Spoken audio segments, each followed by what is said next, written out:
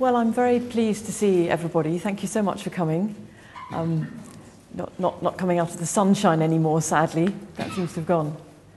I'm Claire Foster-Gilbert. I'm the what shall I say about myself? I was the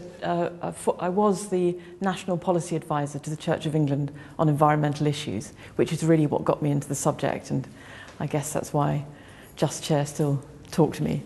And I have a consultancy called the Environmental Dimension, but now I'm director of a charity called the Ethics Academy, which teaches particularly young people to be ethical using the story of the hero's journey.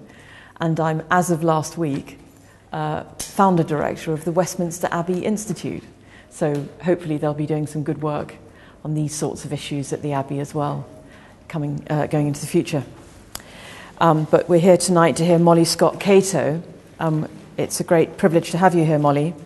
Molly is a social innovator and an ideas merchant. I like that. She's actually Professor of Strategy and Sustainability at Roehampton University and has worked for several years as a green economist, which sounds a little strange, a green economist. I remember when I had to talk to all the bishops about why the Church of England should be environmentally friendly, I rang up my father, who's a great orator. I said, Daddy, I have to talk to all these bishops about being environmentally friendly, and I'd quite like to start with a joke because it's a heavy old subject and lots of people rant at them about it, and I'd quite like to lift the thing a bit before we get serious. And he said, I can't think of a joke. I'll ring you back. And about 2 hours later, he rang back and he said, I can't think of a joke, but I have got a punchline, which is the only way you're going to make this person green is by putting them in a very small boat on a very choppy sea. So not in that sense a green economist, but in the sense of being an environmental economist.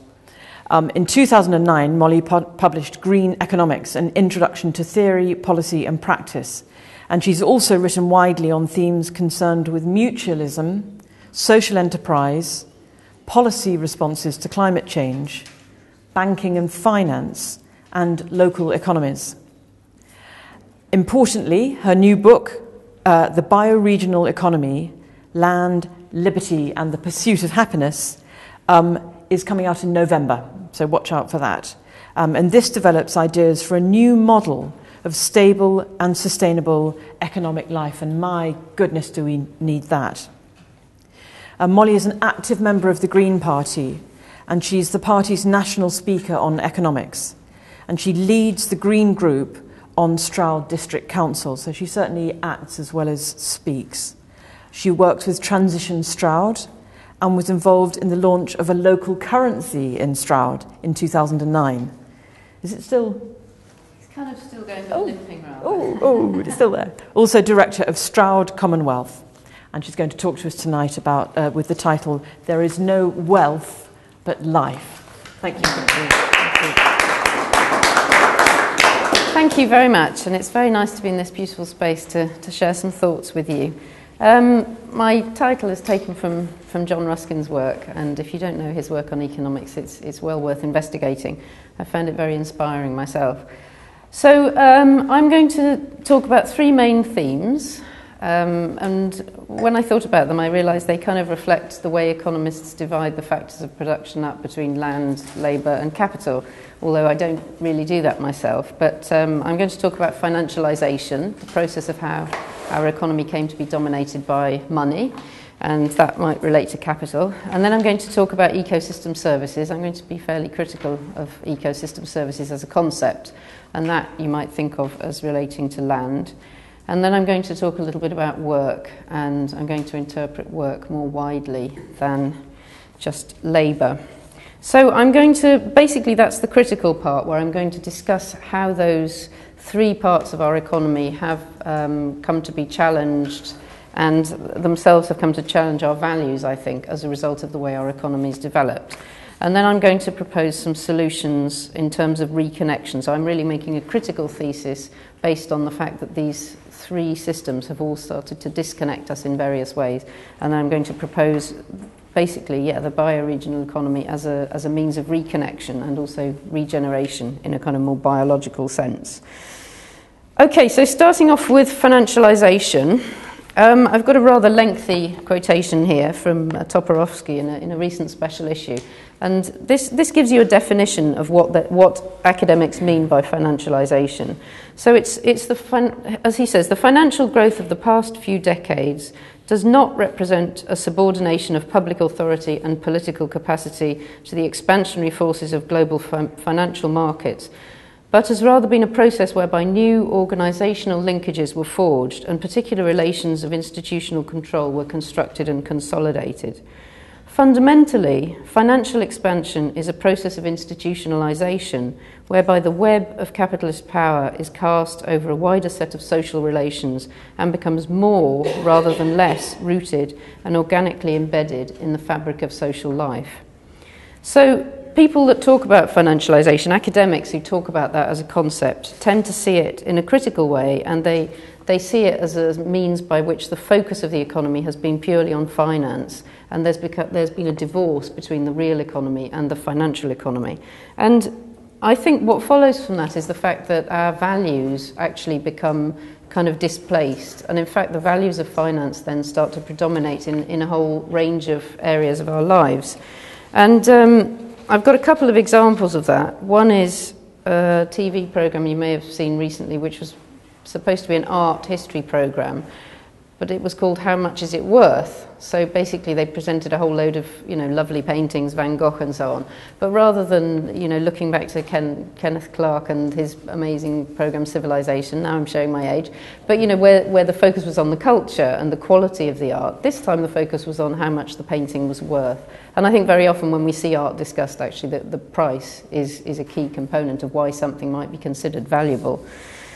And another example, I think, occurs in the case of sport. So we can talk later on how much you think this was true of the Olympics, but my example is basically about football and the way football has now focused very much on how much players are worth, how much players are paid.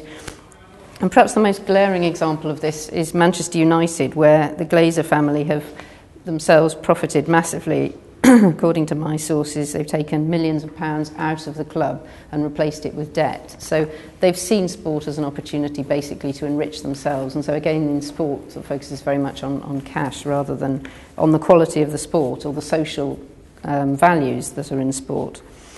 So I've got a few statistics for you now about what's been happening with financialisation. So the expansion of financial markets. The ratio of global financial assets to global GDP has risen 3 times, from 1.5 times to 4.5. So basically, the amount of nominal financial value out there compared to the value of real stuff has increased 3-fold. We've seen money sucked out of the real economy and into financial circuits, and we've obviously seen a lot of that going on in the City of London, where we are right now. I mean, I'm sure you're all aware of the various financial instruments, even though we can't any of us really understand exactly how they work. But the focus was always on expanding financial value, really, rather than investing in the real economy and producing anything of real worth. We've seen a great increase in the power and wealth of the rentier class, by which I mean people who live without working, but on the basis of income they gain from their assets. So in the US, their share in the economy increased from 16% of domestic corporate profits during the period 73 to 85 to 41% in the 2000s. That's from an article by Simon Johnson called The Quiet Coup, the takeover of the US by the finance sector. So yes, as I've argued, I mean, these statistics are problematic in themselves because they indicate an increase in inequality and power moving to certain sectors of society. But they're also problematic because they've started to affect the values of society as a whole, I would argue.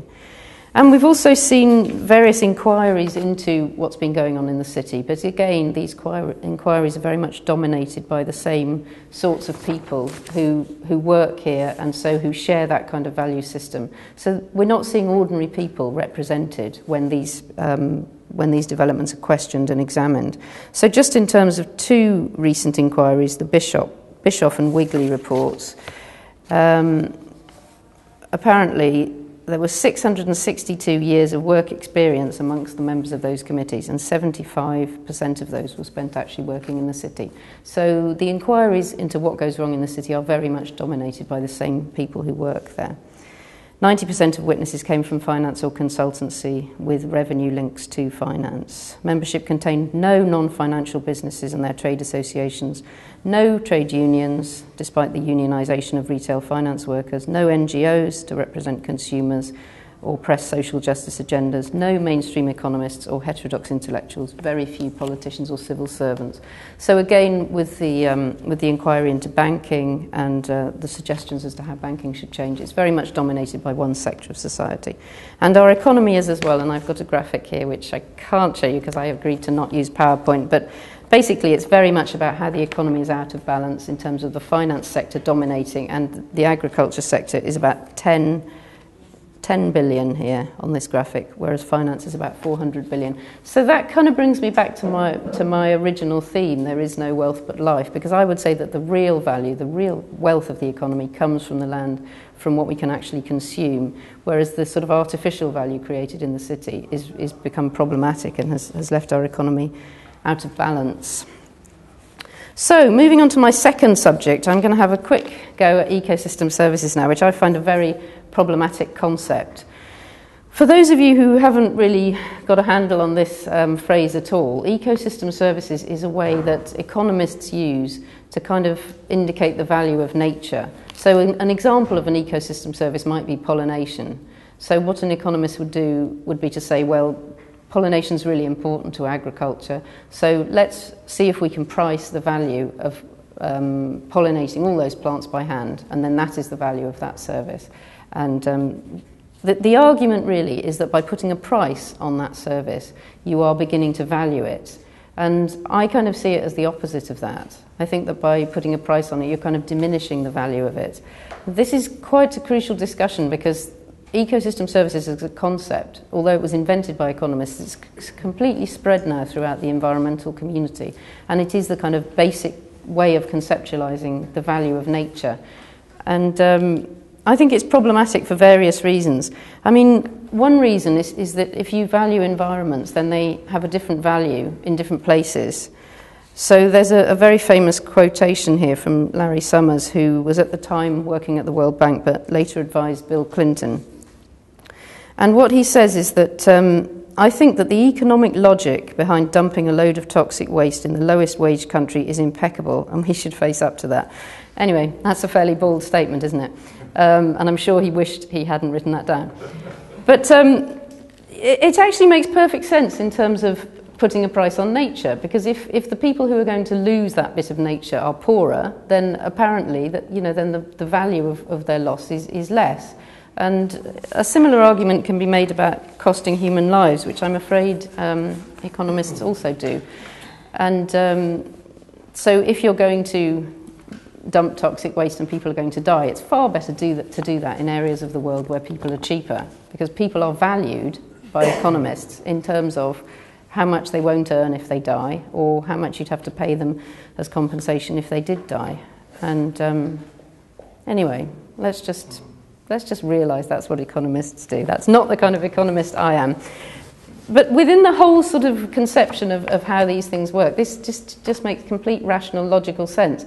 And that's part of the trouble with arguing with it, I find. So I end up sort of saying to my students, this is spiritually offensive, and then they write in their exams, it's spiritually offensive, because they know I'm going to give them a mark for that. But we're none of us kind of moving very far forward in terms of a rational debate about that. And I sometimes wonder whether we should just say, no, that's because it's a question of values and ethics, and you might be able to argue to me that it's fair enough to value people less in other countries, but if that's just offensive to my values, then I can just say no. I don't need to argue with you on the level of maths.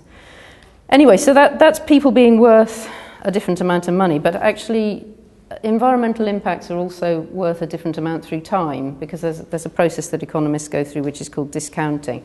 And effectively you can think of this as being something like the way if you borrow money through time and you put an interest rate on it, then over time that interest rate will compound and the money will come to be worth a lot more.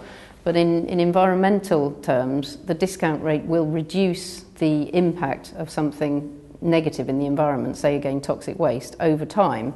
So you will feed a sort of interest rate in that's similar to a discount rate that's similar to the interest rate, And over time, the impact of destruction to the environment can be sort of rapidly diminished. Well, here's the curve. Anyway, it's sort of rapidly diminished over time. So there was a big argument at the time of climate change about what the discount rate should be. That was the main argument that economists focused on.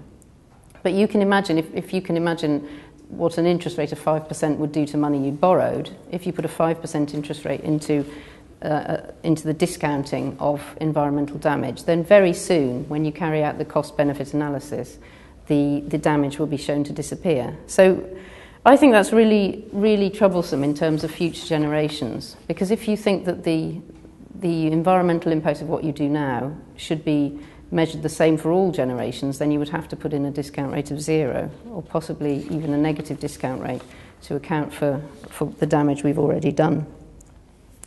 We've also got a problem with ecosystem services in that the kind of basic logic behind it is that you can substitute one form of capital for another. So nature is considered one form of capital, natural capital, and money is another form of capital, financial capital. And the point of making natural capital, of pricing nature, is that you can then exchange between the two. If you hold on to a strong view of sustainability, you say no, you cannot ever sell nature. But a lot of the point of what goes on in pricing nature is basically about selling it. So as an example, we might say, economists might go out and they say, well, we want to build on this park. What's the value of the park to the people who live around it? They interview all those people. On average, they say £12.50. It sounds really, for people that don't do this, it seems completely bizarre, doesn't it? I know when I teach this, my teachers say, what? And we've tried to do that research ourselves with students. How much would you pay for a polar bear not to become extinct? And people can't do that. Anyway, it's assumed that they can do that, and a price is put on it, and then the park is valued. You add up the value it gives to everybody who enjoys that view. And then if you can give them that much money, then that's fine to destroy the park. That's the kind of logical consequence of substituting between capitals. So again, strong environmentalists would say there cannot be any substitution, because the ultimate end point of that is that if you had enough money, you could buy the whole of nature and destroy it, right? And then we wouldn't be able to breathe. So there's a kind of logical problem with that, I think. Anyway, it's an interesting conclusion to the discussion about ecosystem services, that if markets are the best way of protecting environments, as economists would argue, why is it that the best preserved ecosystems are in places where markets are least developed? I mean, that I think is a strong piece of evidence in favour of suggesting that markets are actually not very good at protecting environments. And meanwhile, as this process carries on, subsistence farmers in the poorer countries of the world are being displaced from the land that they have actually protected, and they're losing their livelihoods as their land is traded, often to provide carbon sinks for people who offset their carbon emissions when flying and so on. Okay, so that's my first two. I think I'm kind of taking up quite a lot of time, aren't I? What time are we now? I've got 5 minutes. Oh, 5 minutes. Okay, I'll say a tiny little bit about work. It's really interesting, though, so don't stop. I'll say a tiny little bit about work, and then I'll go on to my conclusions. Basically, what I wanted to say about work, because each of these is a story of division, I think. The first one is the division of the real and the financial economies. And the second one is kind of the division of nature from people. And the third one, I think, is similar in that our work, again, has divided us from nature. So I make quite a lengthy argument in my book about this, and I obviously can't go through that here. But I'm trying to compare the way work was when people worked with natural materials and were engaged in craft work. So to find out about this, I did what we academics call autoethnography. I went out and investigated it for myself, in other words. And so I spend a week every year in a woodland making a chair, and it's absolutely fabulous. And what I'm trying to argue is that if you use natural materials and then you experience the natural materials through craft in making something, it automatically strengthens your relationship with nature in a way that if you work in a factory, that relationship isn't there. And so the history of work, as we moved from craft work into factory work, has been a part of the problem of divorcing us from our embedding, as I like to think of it, in the natural world. And I think I use as my classic example there Adam Bede. So I have a little presentation called Adam Smith versus Adam Bede, and that's So if you like George Eliot, you'll understand what I'm talking about there. Okay, I'm going to go on and reach my conclusion now. So Keynes said that every policymaker is actually in hock, or in thrall, that was what he said, in thrall to a defunct economist. And I'm in thrall to a defunct economist too, and mine is called Karl Polanyi. And he wrote an excellent book in 1944 called The Great Transformation. And what he was describing in that book is something like what I've just been talking about with work and the divorce from nature.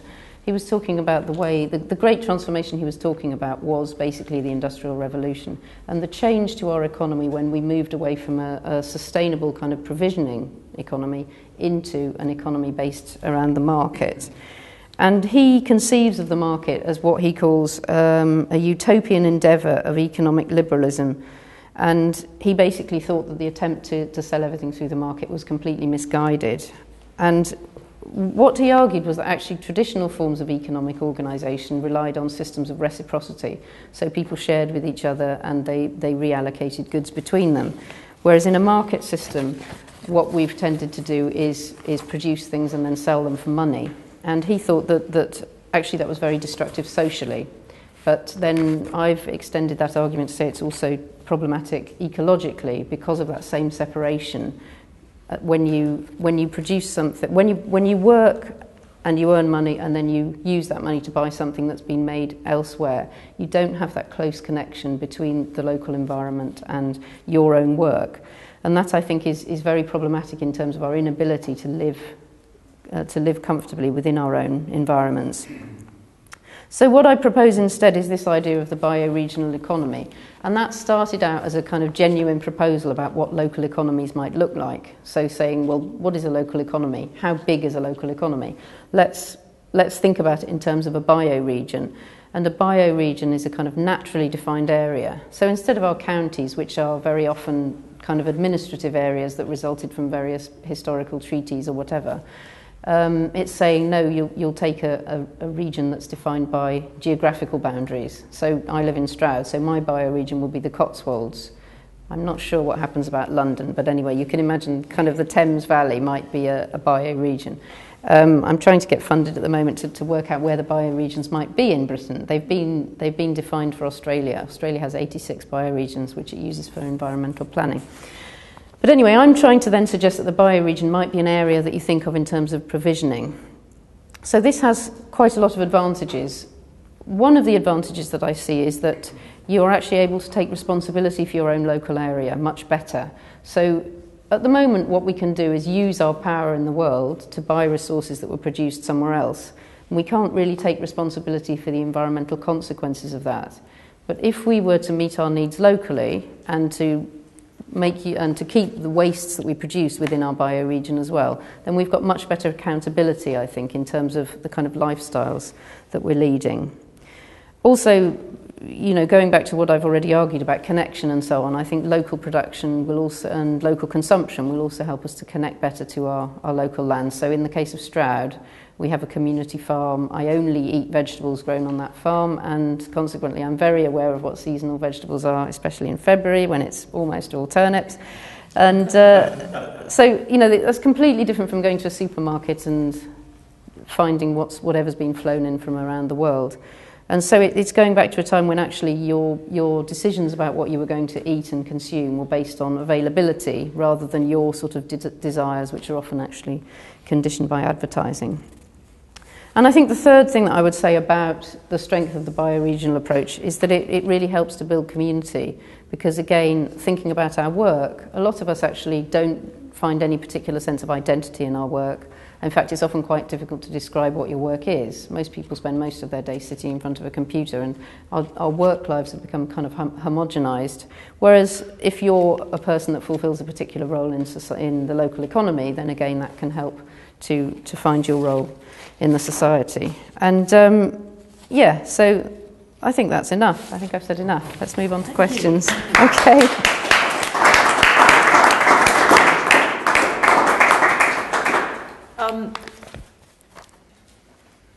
I'm just going to start and then ask you. Come on then.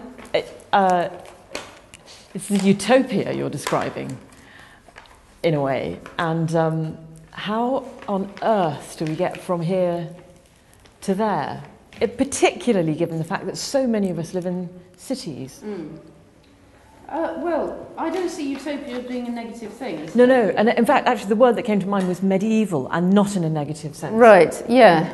That's interesting, because I am referred to sometimes as the medieval professor, so I have to admit to that. I think, actually, let's start with medieval, because I think, given that we're in a church, I think it's important to point out that in the medieval economy, the church actually had a key role in, we could say regulating, we could say setting parameters around what was possible to do in the market, okay? So you had the concept of the just price and so on.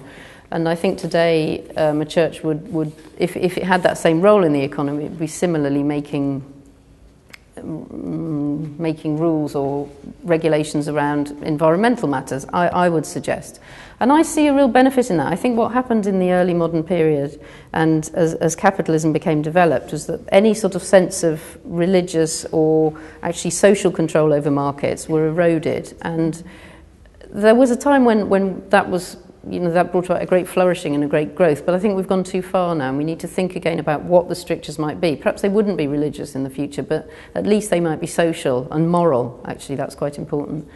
So how do we get there? I think an absolutely key aspect of that is opening up the question of land. It's quite apparent from what I've said that, if you have a local economy, then access to land is absolutely crucial. So one of the things I think we need to do as a community and a society is ask the question around who owns land and how that land's used. Because land is owned in a very concentrated way, and it's not necessarily used in the most efficient way in terms of the kind of economy I'm thinking about. So that's one aspect of it. What was the other thing I was going to say about how we get there? Oh, well, I think other aspects are around, so, although the market system claims that there'll be free competition and a lot of players, the actuality of the market system is that we have consolidation, so we have a very small number of players. Again, if we think about food, we're very much dominated by the supermarkets. So we can think of policies that make sense even within the economy we're living within now, such as getting the Office of Fair Trading to take seriously the question of breaking up larger businesses. So let's say they can't have more than 5% of any given market, whereas at the moment it kind of gets up to about a quarter before anybody even notices. They've started to do that a little bit in finance, haven't they, since we've had these real problems. But even from where we are now, I think we could ask the Office of Fair Trading to do a little bit more to actually bring about a free market, actually.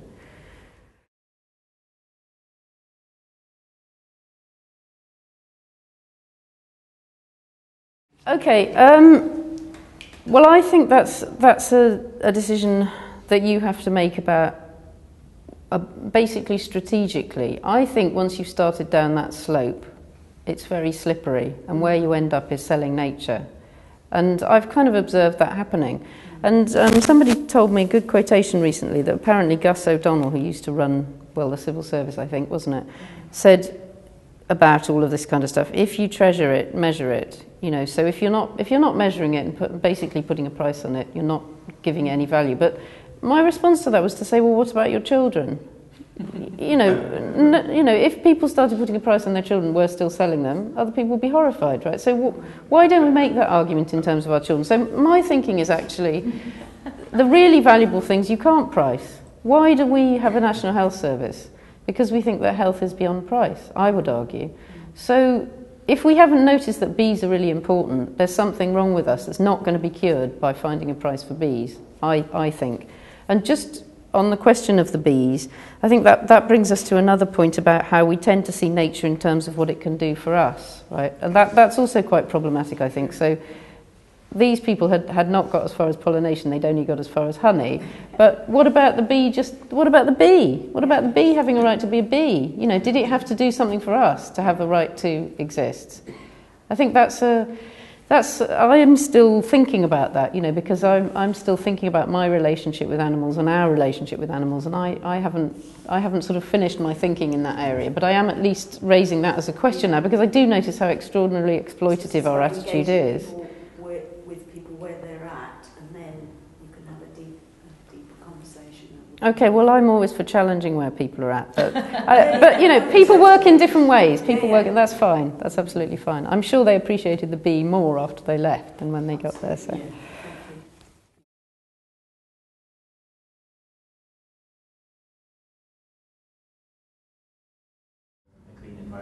I think this is the same question as the B question in a different context, really, isn't it?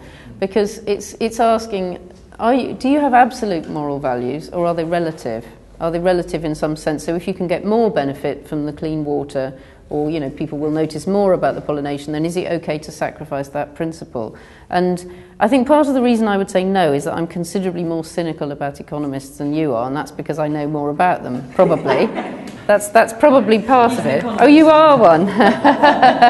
You're not cynical enough then. Or perhaps that's why you're more prepared to accept that kind of calculation. I'm basically rejecting it because I just feel it's morally unacceptable. And I think behind that there are big questions of political economy, right? For example, why is it that we've got the money and we're paying for other people's environments? You know, there's a whole history of colonial exploitation and so on, and also currency power systems now, which mean that, I mean, if this weren't the case, how could Africa be poor when Africa is the source of all the resources? It's because we use a system of power through political economy to extract resources from Africa and not pay for them properly, and similarly with India and other countries. So the Larry Summers quote makes sense within the political economy system we're living in, but I think we need to look a bit deeper and question that system as well. And also question, you know, it's the same question, what's the value of the money to them, really?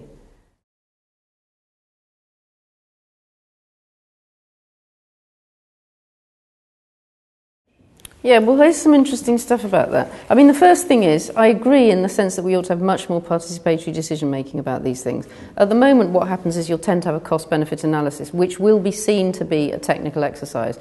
And somebody will be paid, probably an economist, to put prices on these things that I think can't really be priced, and you won't be asked about your view of that, mostly. And the discount rate will be fixed without, you know, people being asked, do you think that somebody in 10 generations' time ought to you know, be considered equal to you, and all those kinds of questions kind of won't be asked. So that's part of the problem. But also, I think you know, yes, it's all our right to be involved in that discussion. And so yeah, I think basically we need to have a much more participatory approach to those questions. So I agree with you about that. But I'm not sure about on what basis we would do this prioritising.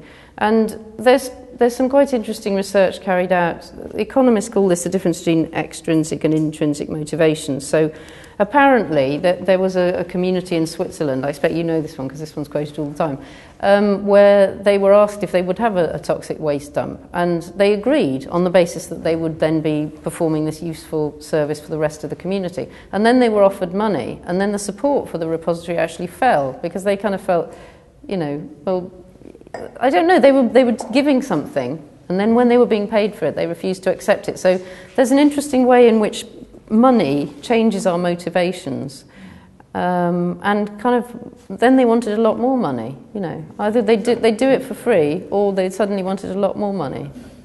So it's quite interesting in terms of actually we don't have these rational ways that, you know, that cost-benefit analysis suggests. I think in terms of compensating with money.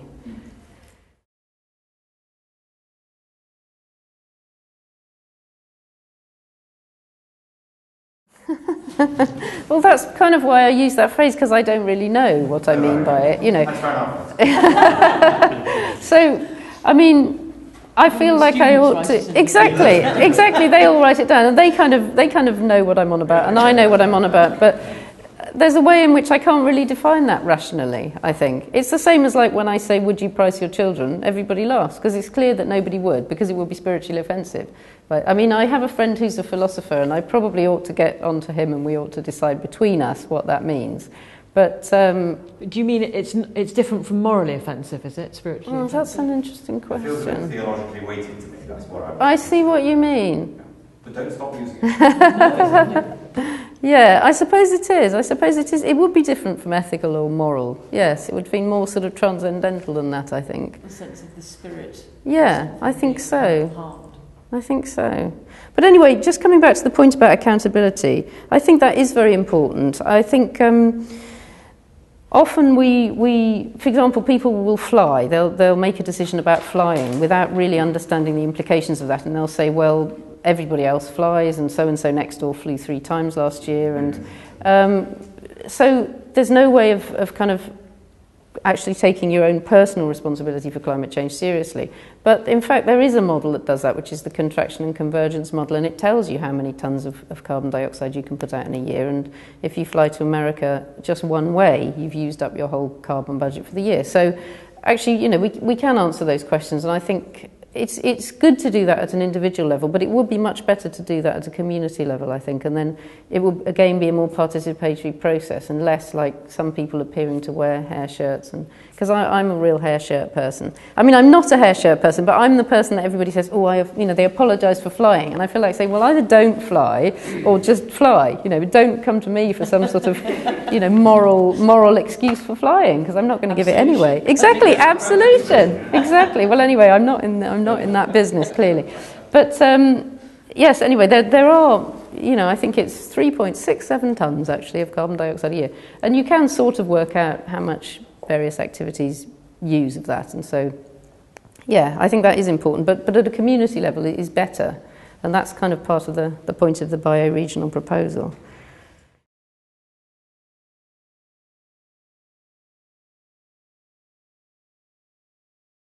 Well, so I'm not a great fan of Jeremy Bentham. I think he was engaged in quite a lot of what I would think of as category errors, trying to measure things that just can't be measured. And I think the cost-benefit analysis is just a kind of modern example of that. It's interesting, isn't it? Jeremy Bentham and James Mill were friends, right? And James Mill's son, John Stuart Mill, was educated by both of them in this extraordinarily rationalist paradigm, and very precocious as well. And when he reached the age of about 21, I think, he had a nervous breakdown. He was super intelligent, but he was emotionally undeveloped. And the really interesting thing about that is that what saved him was love. Okay, he had all that information and knowledge and rationality, but actually it was the love of a good woman that saved him. And then he wrote various things about, you know, what's that famous thing he wrote that actually his wife wrote, and it's published under his name. Anyway, something about...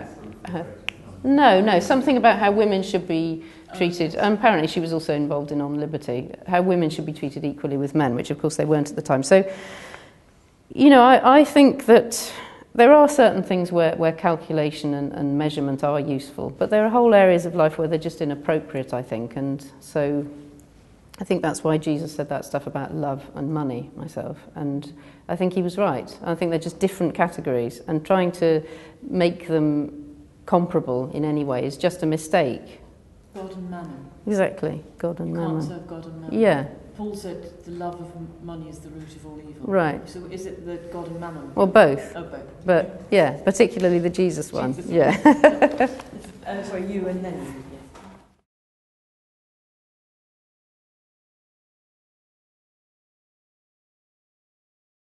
Well, this is...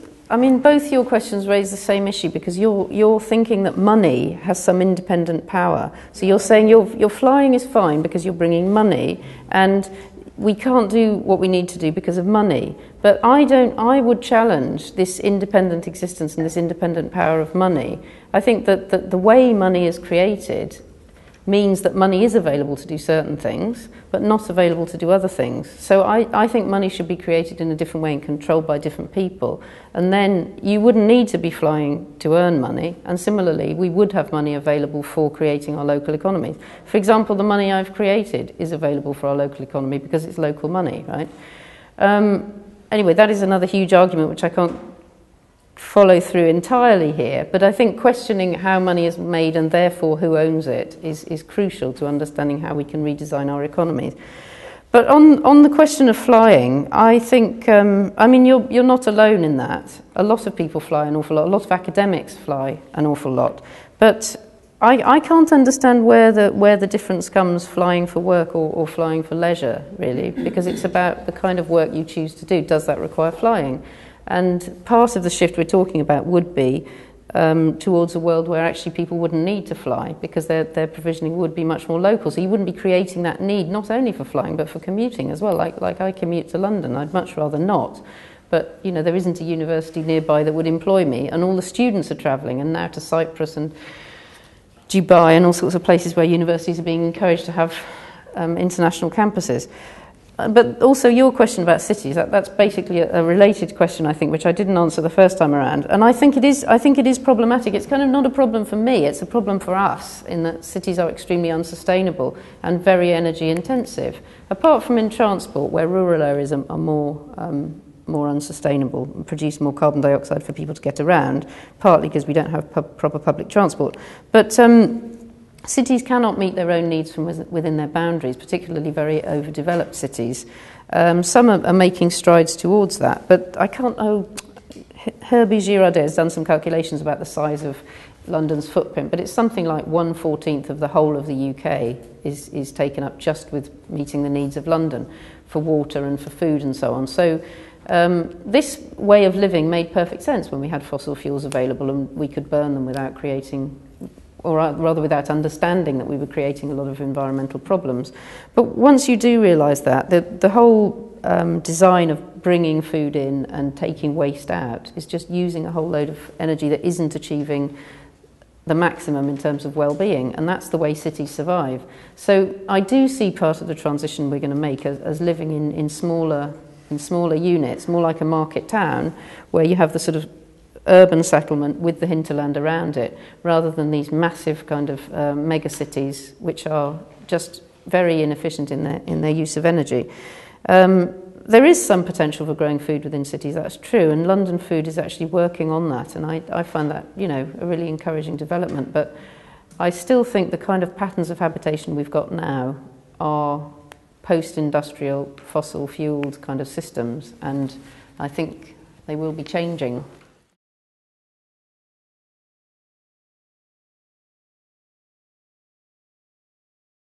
Okay, yeah. Basically, the whole point of my bioregional proposal is I make it sound really, really nice to live in this low-energy way. And I'm convinced that it would be. And I live in a community where people enjoy their lives, but they're not using massive amounts of energy, right? That's why I live in Stroud, because we're kind of modelling a very pleasant, happy life where actually most people don't fly and people try to drive the minimum amount possible, and we eat local food and all that kind of stuff. So we're trying to... No, not all of us, but enough people so that actually it is pretty embarrassing to admit that you flew anywhere, and that the kind of norm is that you don't fly. Not the whole community, but actually it's surprising how once you get to about 10%, it really does spread. The culture really does spread, because, you know, the local authority is like that now. Our Tories are very green. Our Labour people are very green. We are influencing them all. So I don't see it as an unhappy life. I see it as a different life. I see it difficult for people to change what they expect life to be about, because that is, in the short term, quite difficult. But once you've done that, I think it's a better life. It's more relaxed. You spend more time with other people. You have more social interaction. You work a lot less. You move about a lot less. You have less variety, but you have that kind of connection, because what you have is local, and that, to my mind, that substitutes for novelty. Anyway, you know, I'm not going to convince you of all of this today. But on the growth question, yes, I mean, the glib way of answering that is that we're looking for an economy of quality rather than quantity. And again, that, you know, one of the chapters in my book is called "What About My iPad?" And actually it started out as iPod, but by the time I'd finished writing the book, it was iPad. And I think that's fairly symbolic about what goes on, really. But yeah, so I'm trying to convince people like my 18-year-old daughter that actually it would be better to live locally and to enjoy Stroud apples rather than have all that ever-changing technology. And that's sometimes a fairly hard sell.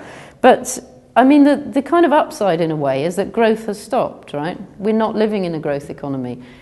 A lot of economists now say that we won't be able to return to growth, should we wish to, for the next decade. And so the question then arises, well, what kind of economy will it be, a low-growth economy? And the immediate thing we realise is that if you've stopped growing, how you share out what's within your limit becomes a lot more urgent, right? In the past, we've been able to say, don't worry that you've got less than the person next door, because everybody's getting more year after year. But once the economy stops growing, those questions about sharing, as we're doing JustShare here, become a lot more pressing. So those are the questions I think we should be asking, not how can we get back to growth, but what is a no-growth economy like, and how can we make sure that it achieves the best for everybody? And I think if we did that, it would also be a more sustainable economy.